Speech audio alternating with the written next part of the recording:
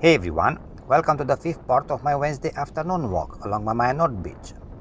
In this part, I continue walking right in front of the shoreline, passing by both the bossy main beach areas and the quieter free sections. The afternoon atmosphere feels relaxed, with people enjoying the water, the warm sand, and the steady breeze coming from the Black Sea. Enjoy the beach as it was in that moment, with natural sounds, movement, and the typical summer rhythm. So if you want a few minutes to slow down and clear your mind, just walk along with me and enjoy the view. Thanks for being here. Cheers!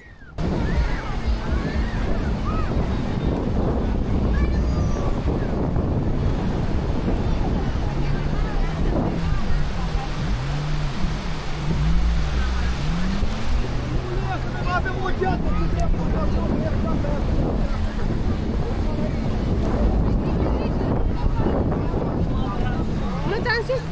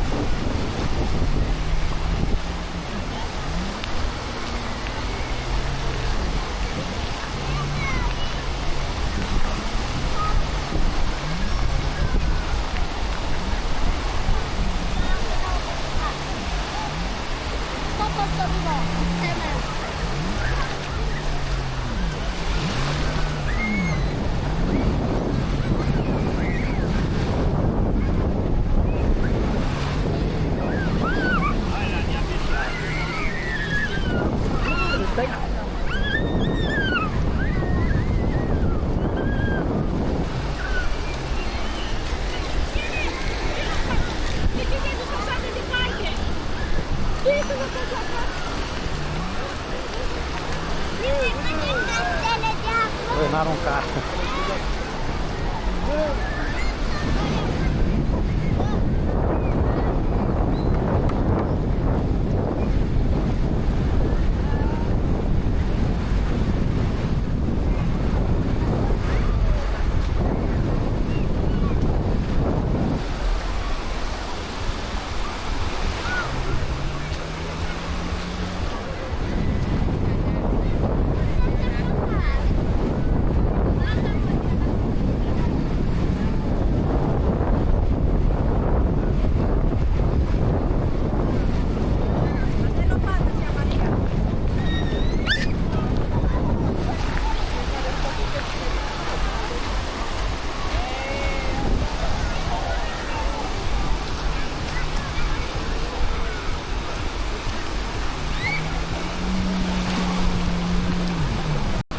Voi n arunca.